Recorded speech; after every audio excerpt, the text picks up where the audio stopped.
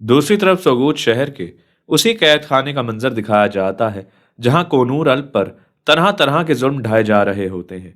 फ्रिक कोनूर अल्प के सामने मौजूद होती है और उससे पूछ रही होती है कि बताओ, तुम क्या जानते हो उस्मान साहब के राजों के बारे में।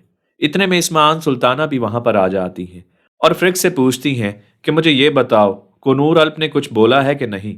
फ्रिक जवाबन कहती हैं कि अभी तक तो कुछ नहीं बोला, लेकिन बहुत जल्द बोलने लगेगा। इस्मान सुल्ताना फिर कोनूर अल्प को कहती हैं कि तुमने बहुत बड़ी गलती की कि तुमने उस्मान साहब का साथ दिया। मैं अभी भी तुम्हें मौका देती हूँ, तुम मुझे बताओ कि उस्मान साहब के क्या क्या राज हैं, तो मैं सारी दुनिया की दौलत तुम्हारे सामने फैला दूंगी और तुम्हें दोबारा वही मनसब अता कर दिया जाएगा जिसके तुम अहल हुआ करते थे। कोनूर अल्प जवाबन कहते हैं कि तुम्हारे पास कुछ भी ऐसा नहीं जो कि तुम मुझे दे सको। मैं दुनियावी चीजों की पेशकश के पीछे उस्मान साहब के बेहतरीन अज़म को नहीं छोड़ सकता। अभी ये बातचीत जारी ही होती है कि जिंदान के अंदर आवची भी आ जाता है। आवची के हाथ में एक थैला होता है जिससे खून निकल रहा होता है। पहले तो इस्मान सुल्ताना उस थैले की तरफ गौर नहीं करती और कहती है कि आवची, मुझे बताओ, तुम्हें उस्मान साहब से मुतल्लिक कोई खबर मिली है।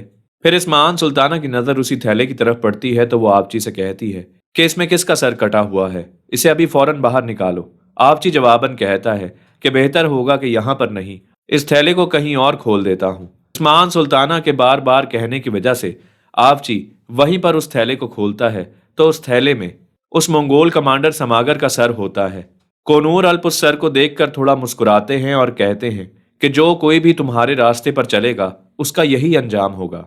और आवची उस्मान सुल्ताना को बताता है कि उस्मान साहब ने ये आपके लिए भेजा है। इस्मान सुल्ताना कोनूर अल्प को जवाबन कहती हैं कि ये बात अपने जहन में रखना, तुम्हारे जिंदा रहने की वजह सिर्फ यही है कि तुम्हारे पास उस्मान साहब से मुतल्लिक बहुत सी मालूमात हैं, और जहां तक उस्मान साहब और उनके साथियों की बात रही, मैंने उनका वो अंजाम करना है कि कोई भी शख्स उसके बारे में सोचकर भी हैरान रह जाएगा। दूसरी तरफ बिल्जिक किले के सरदारी कमरे का मंजर दिखाया जाता है जहां पर उलोफ तख्त पर बैठा हुआ होता है। उलोफ के कुछ सिपाही उलोफ के पास आकर बताते हैं कि उस्मान साहब बिल्जिक किले के अंदर मौजूद हैं।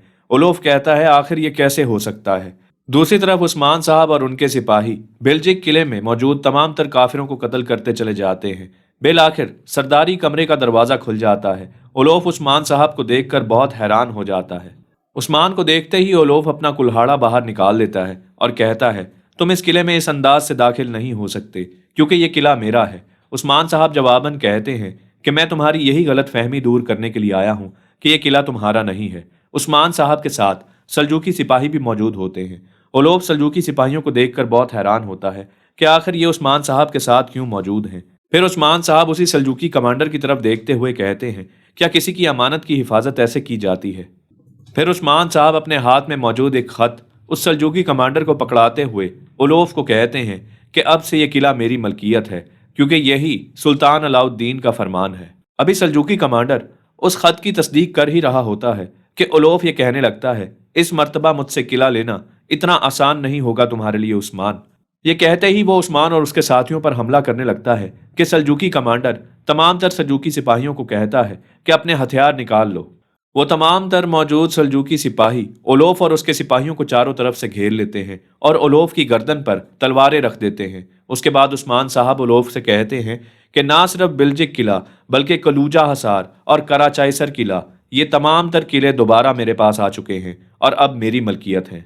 दरअसल नाजरीन, ये तमाम तर चीज़ें इसीलिए मुमकिन हो पाई हैं कि वो मोहर जो बाला खातून ने चुरा कर उस्मान साहब को दी है, ये उसी की ताकत है। उसी मोहर का इस्तेमाल करते हुए उस्मान साहब अपने खोए हुए तीनों किलों को वापस हासिल कर रहे हैं। दूसरी तरफ सोगूत का मंजर दिखाया जाता है जहां पहले से ही सल्जूकी सिपाही पहरेदारी पर मौजूद होते हैं कि एक घोड़ा गाड़ी वहां पर दाखिल होती है। उसी घोड़ा गाड़ी के एक बक्से के अंदर सुल्तान मसूद मौजूद होते हैं। वो सल्जूकी सिपाही पूछते हैं कि आखिर इसमें क्या है और तुम कहां पर जा रहे हो। वो जवाबन कहते हैं कि हम ही की तरफ से आए हैं और हु की तरफ जा रहे हैं। सल्जूकी सिपाही जवाबन कहते हैं कि इस गाड़ी की तलाशी लो। अभी वो तलाशी ले ही रहे होते हैं कि इतने में शेख अदब अली पीछे से आ जाते हैं और वो पूछते हैं कि सिपाहियों, सब ठीक तो है, आप लोग इतने परेशान क्यों दिखाई दे रहे हैं। वो सल्जूकी सिपाही जवाबन कहते हैं कि हमें हुक्म आया है कि हमने आने वाली हर एक गाड़ी की तलाशी लेनी है। शेख अदब अली कहते हैं कि अगर यही बात है तो आप तसल्ली से तलाशी लीजिए। वो सल्जूकी सिपाही तसल्ली से उस गाड़ी की तलाशी लेने लगते हैं। तो वो देखते हैं कि उसके अंदर सेब मौजूद हैं। अभी वो उस बक्से की तरफ नहीं बढ़ रहे होते जहां सुल्तान मसूद को छुपा कर रखा हुआ होता है। इतने में शेख अदब अली अपने दरवेशों से कहते हैं कि ये सेब इन्हीं बहादुरों के अंदर तकसीम कर दिए जाएं। वो सल्जूकी सिपाही जवाबन कहते हैं कि नहीं, खानकाह में जाने वाली चीज़ों पर हमारा कोई हक नहीं और हम वहाँ की चीज़ें नहीं खा सकते। शेख अदब अली कहते हैं कि कोई भी किसी का रिस्क नहीं खा सकता, रिस्क उसी शख्स को जा मिलता है जिसका वो हुआ करता है। सल्जूकी सिपाही शेख अदब अली का शुक्रिया अदा करते हैं। दूसरी तरफ वही बिल्जिक किले का मंजर दिखाया जाता है जहां उस्मान साहब सल्जूकी सिपाही ओलोफ और उसके सिपाही मौजूद होते हैं। सल्जूकी कमांडर ओलोफ को बताता है कि यह खत बिल्कुल ठीक है और इसका फैसला हतमी है। तमाम तर सर जमीनें और किले उस्मान साहब के मातहत किए जा रहे हैं। ये सुनते ही ओलोफ के पैरों के नीचे से जमीन निकल जाती है। उस्मान साहब कहते हैं कि इस बात को अपने जहन में रखना ओलोफ, कि ना सिर्फ ये किला बल्कि काराचाइसर और कुलूजा हसार किला, ये तीनों किले दोबारा अब मेरे मातहत हैं और इसके इर्द गिर्द की तमाम तर सरजमीनें भी। ओलोफ जवाबन कहता है, इस मर्तबा ये चीज़ें हासिल करना इतना आसान नहीं होगा। वहां पर मौजूद तमाम तर सल्जूकी सिपाही ओलोफ के तमाम तर हथियार छीन लेते हैं। फिर ओलोफ ये कहने लगता है कि मैं तुमसे इस चीज़ का बदला ज़रूर लूंगा। इस बात को अपने जहन में रखना उस्मान, पहले की दफ़ा जितना खून बहाया गया था उससे कई ज़्यादा इस मर्तबा खून बहाया जाएगा। मैं तुम्हारे साथियों की खालों से किलों के परचम बनाऊंगा और फिर इन तमाम तर किलों को दोबारा फतह कर लूंगा। उस्मान साहब ओलोफ का मजाक उड़ाते हुए कहते हैं कि तुम ये किले फतह करोगे। मैं तुम्हें एक मशवरा देना चाहता हूँ, पहले अपने लिए कोई ठिकाना या घर तो बना लो, क्योंकि तुम्हारे पास ना तो कोई घर है और ना ही कोई ठिकाना। अब मैं तुम्हें एक और बात भी समझाना चाहता हूँ, वो ये कि जब तुम इस किले से एक नया ठिकाना तलाश करने के लिए निकलोगे तो मुमकिन है कि भेड़ियों ने तुम्हें चारों तरफ से घेरा हुआ होगा और तुम उस ठिकाने तक भी नहीं पहुंच सकोगे। उस्मान साहब के कहने का मतलब ये होता है कि जैसे ही तुम इस किले से बाहर निकलोगे तो बहुत से लोग तुम्हारा इंतजार कर रहे होंगे कि वो तुम्हें कत्ल करने के लिए तैयार है। ओलोफ जिसका बस नहीं चल रहा होता, क्योंकि सल्जूकी सिपाहियों ने तलवारों के जरिए ओलोफ को रोका हुआ होता है। बिलाखिर ओलोफ और उसके साथियों को धक्के देकर उस किले से बाहर निकाल दिया जाता है।